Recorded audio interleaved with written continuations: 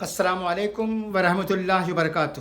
ریاض اسلامی تعاون تنظیم نے گزشتہ روز سعودی عرب کے ساحلی شہر جدہ میں اپنے صدر دفاتر میں اپنی اعلیٰ کمیٹی کا ایک کھلا غیر معمولی اجلاس منعقد کیا ہے۔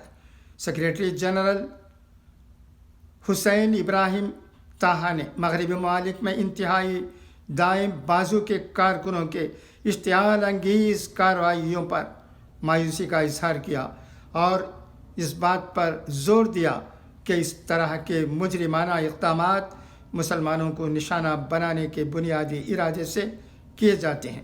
اس اجلاس میں سویڈن، نیدرلینڈ اور ڈنمارک میں مسلمانوں کی مقدس کتاب قرآن مجید کے نسخے شہید کرنے اور اس کی بے حرمتی کے حالیہ اشتعال انگیز واقعات کے خلاف تنظیم کی جانب سے سخت تشویش کا اظہار کیا گیا ہے۔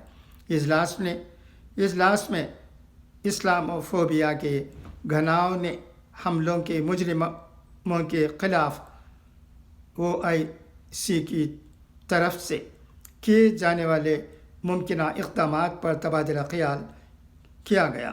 اسلامی تعاون تنظیم کے سیکریٹری جنرل حسین احمد طاہا نے مغربی ممالک میں انتہائی دائیں بازو کے کارکنوں کی اشتعال انگیز کارروائیوں پر مایوسی کا اظہار کیا اور اس بات پر زور دیا کہ اس طرح کے مجرمانہ اقدامات مسلمانوں کو نشانہ بنانے، ان کے مقدس مذہب، اقدار اور علامتوں کی توہین کے بنیادی ارادے سے کیے جاتے ہیں۔